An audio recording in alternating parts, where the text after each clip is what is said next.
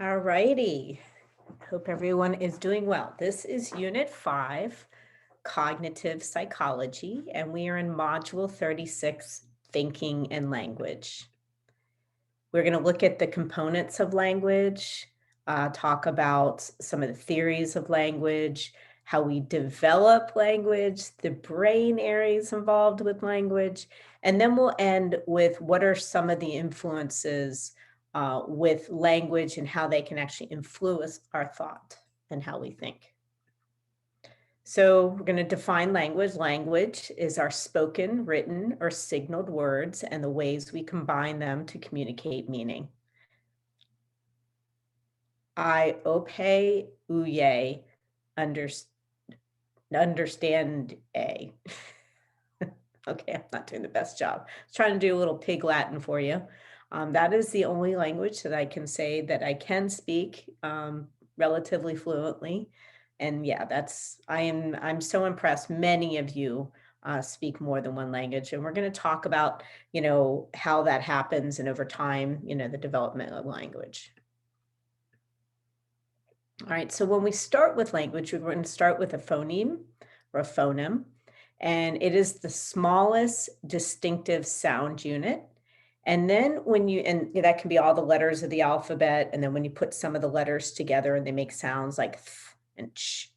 And then morphemes are the smallest unit that carries meaning. So once you put the letters together, and then it creates some form of meaning, that would be a morpheme. And a word could actually have two morphemes in it or three morphemes. So like quick example, boathouse has two morphemes because boat obviously has meaning, and so does house. And we'll look at some a little bit more complex examples of that.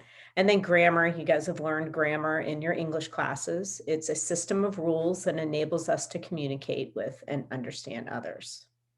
So as I mentioned, phonemes are the smallest units of sound. So it does include all of the letters of the alphabet, but it also includes those little sound combinations. Linguists surveying nearly 500 languages have identified 869 different phonemes in human speech. So, but no language uses all of them. So here they give you an example, bat, that has three, B, A, and T, bat. But that actually has three, not four, because it's not each individual letter. So the sound and at. Morphemes, as I mentioned, are the smallest unit of meaning when you put those phonemes together. So here you have an example, the word readers. It has three morphemes because one is read, which you know that, and then actually has meaning. That is signaling meaning like one, a person, the person itself. So in this case, one who reads. And then the S is also a morpheme because, at the S at the end of a word means it's plural. So signaling that we mean not one, but multiple readers. Grammar are the rules, as we mentioned, and the two primary rules in language are semantics and syntax. Semantics is selecting the word. It's about selecting the correct word to convey the meaning you intend. So obviously, if the word, you don't select the correct word, the sentence might not make sense. And then syntax is making sure you put them in the right order. And we certainly know that different languages might have different order, which it could convey the same meaning. We are going to talk about Noam Chomsky. He is one of the primary researchers on language, and he did mention here that he had a sentence, a very famous example: colorless green ideas sleep furiously, and you're probably confused.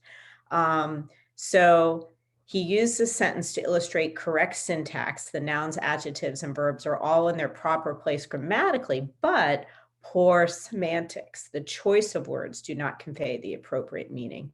So what is green idea and how can it be colorless, right? So obviously we needed different words to fully understand what he meant by that sentence. All right. All right, so I'll just do this one real quick. So the prefix pre and preview, or the suffix ed in adapted, are examples of, those are morphemes, right? Because they have meaning. So I'm going to tell you more about Noam Chomsky. He believed that you are born, you have a natural gift for learning language in humans, specifically. And he theorized that a built-in predisposition to learn grammar rules, which he called universal grammar, helps explain why preschoolers pick up language so readily and use grammar so well. So it's called universal grammar. We also, another name for it is, he believes we're born with something called a language acquisition device.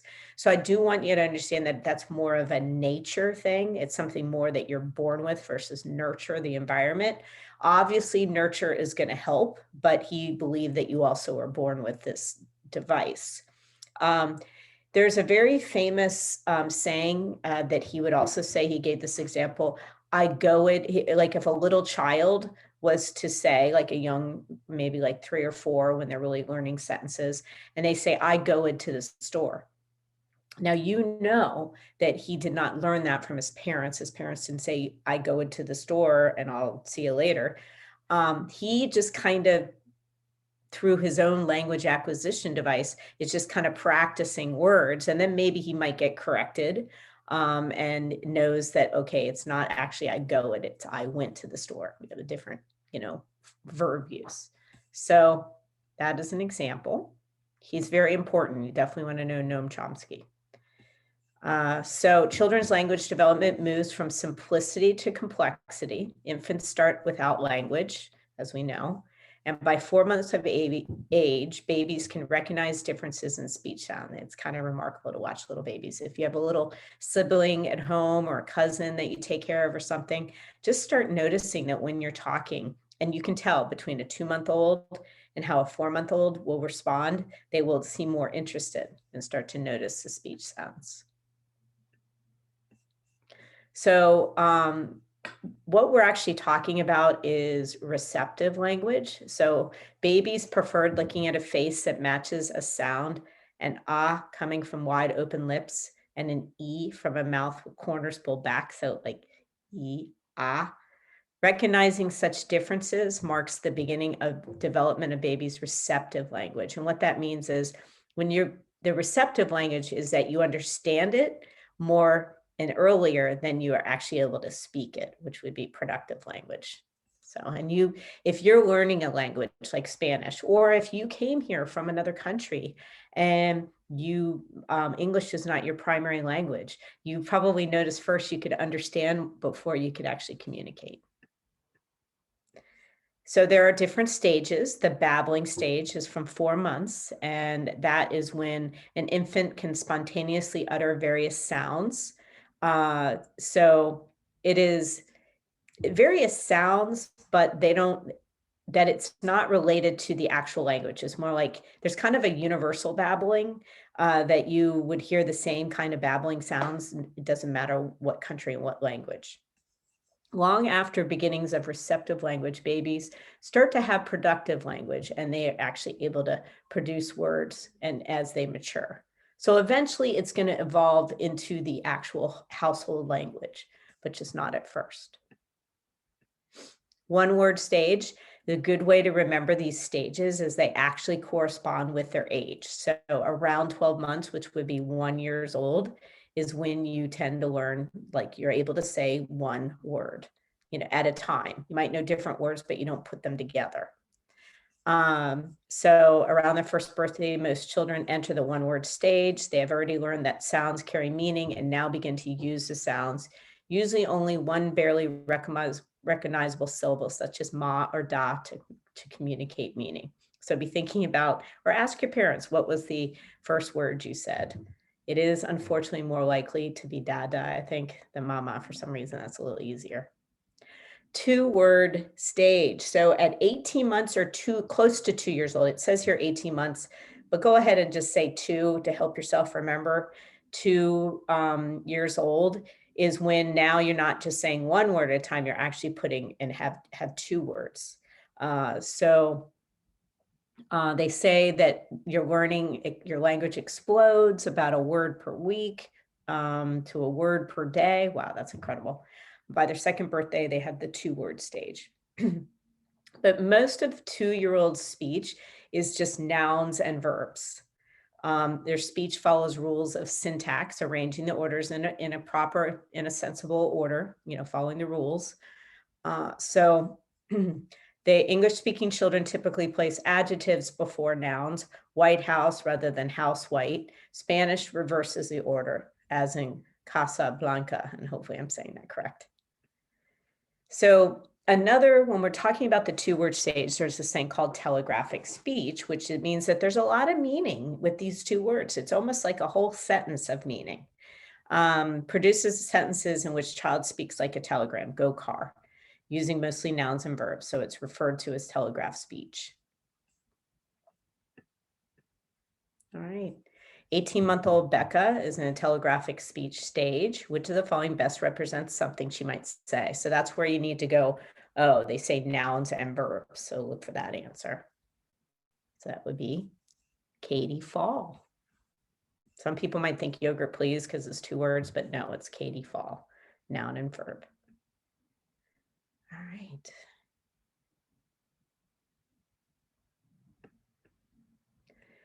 All right, so another thing that's important to know is that there is this critical period when it comes to learning a first language.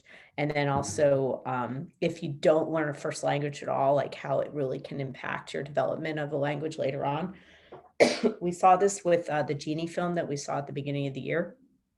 All right, so I'm going to read through this just to make sure we're all on the same page. So the critical period for mastering certain aspects of language before the language learning window slowly closes. Later than usual exposure at age 2 or 3 unleashes the idle language capacity of a child's brain, producing a rush of language.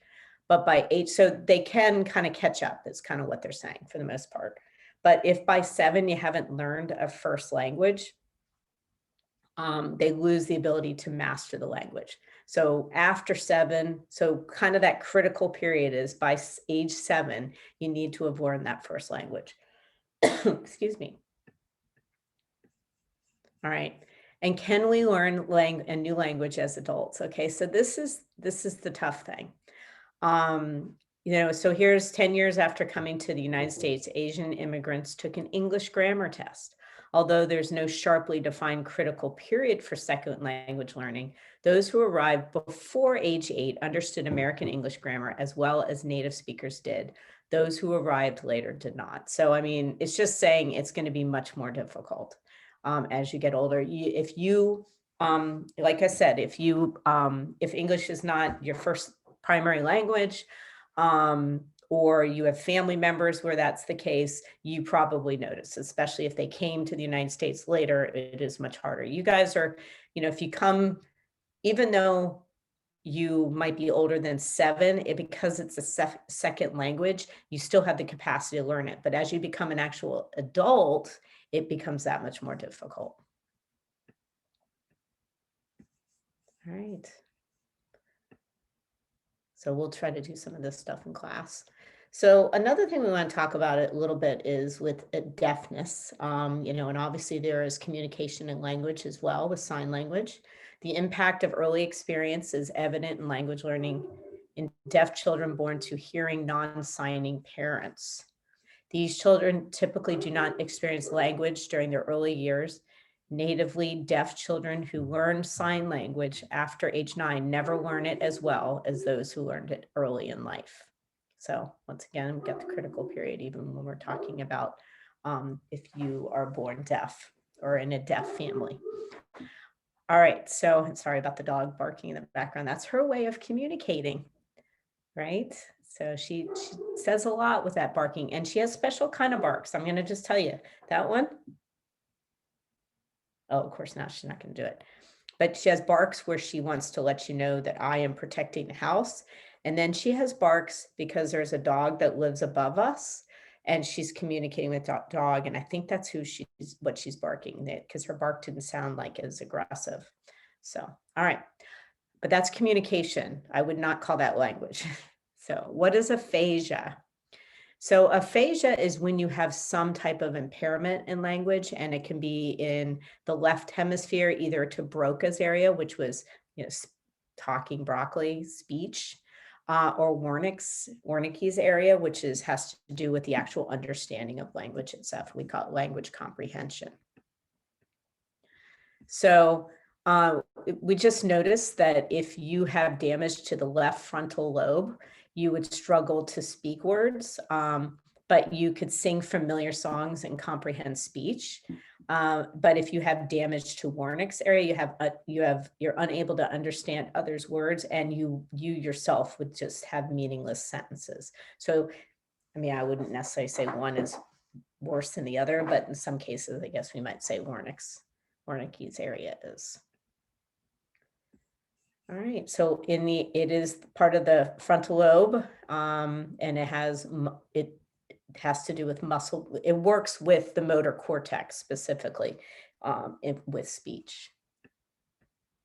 And then this is, as I mentioned, left hemisphere, and this are the left temporal lobe as well. And this one is for the language comprehension. All right, so we have another theory here. So remember, I talked about Noam Chomsky and the language acquisition device and his universal grammar, and about how we're born with language.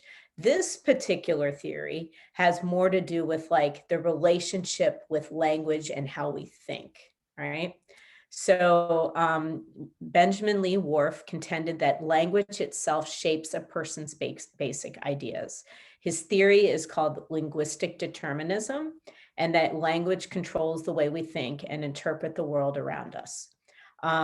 So he gave lots of instances. I mean, one we used to always talk about was that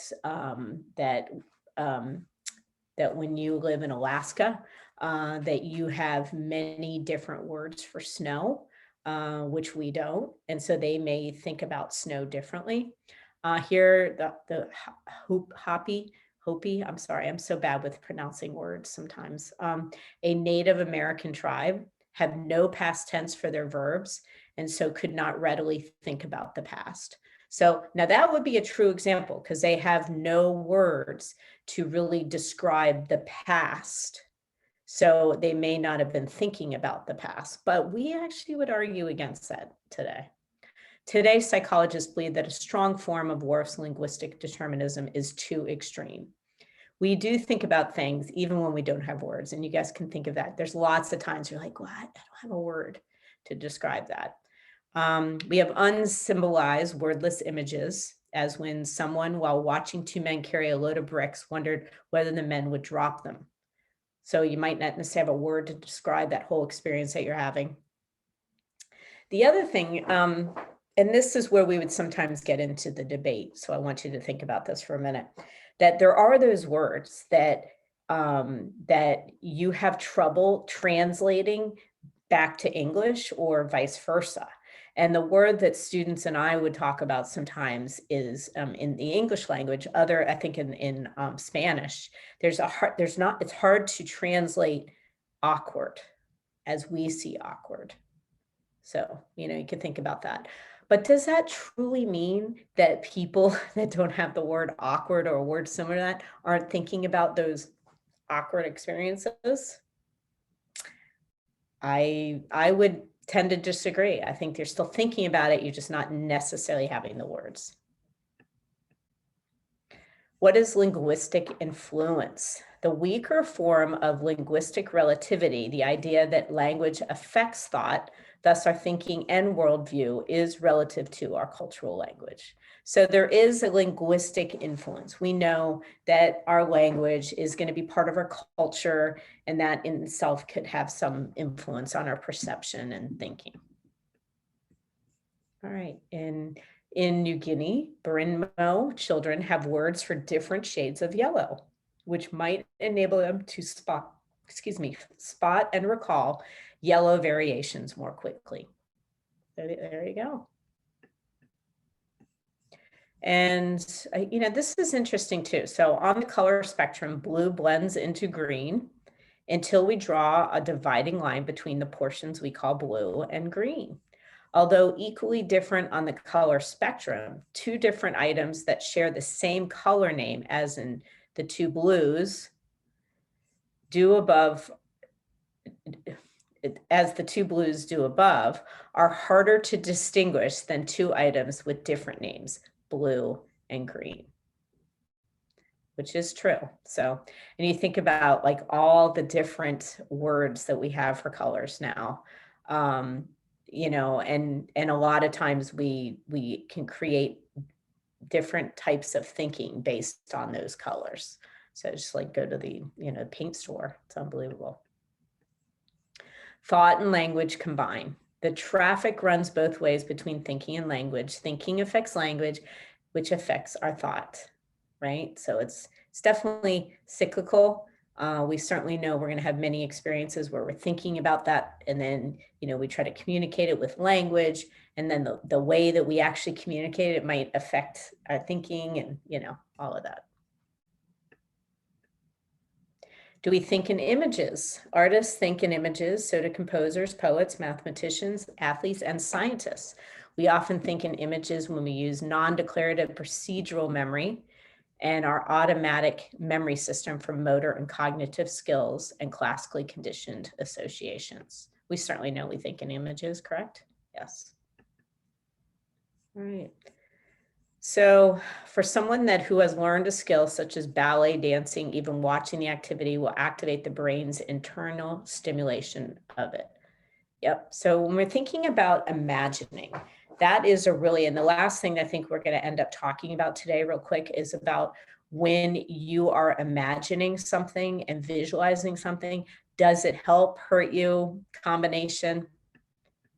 All right. So one experiment on mental practice and basketball free throw shooting tracked the University of Tennessee women's team over 35 games.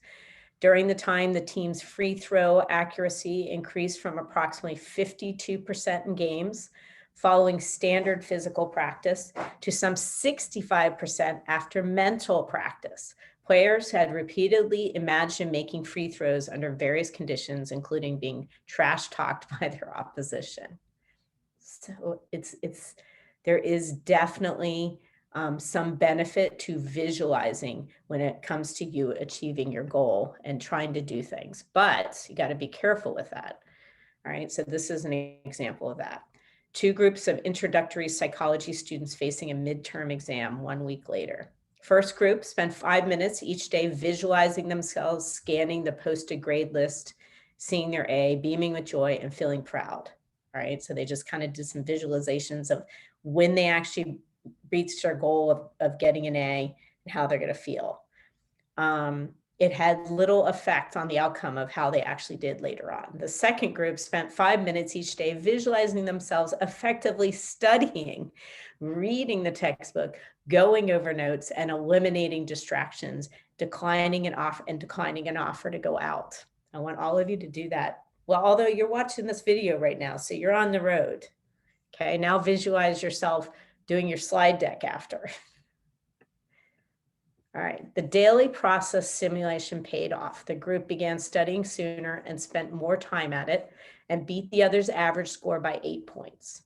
So spend your fantasy time planning how to reach your goal than to focus on the desired destination. So just remember, don't be thinking, oh my gosh, when I, you know, graduate from college and I become a doctor, that's great, but it's better to start visualizing how you're actually getting yourself there. All right.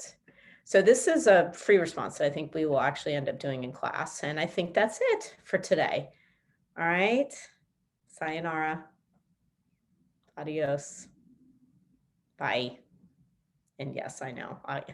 Don't make fun of me in my limited language here. So, all right. Take care. Have a good day, everybody.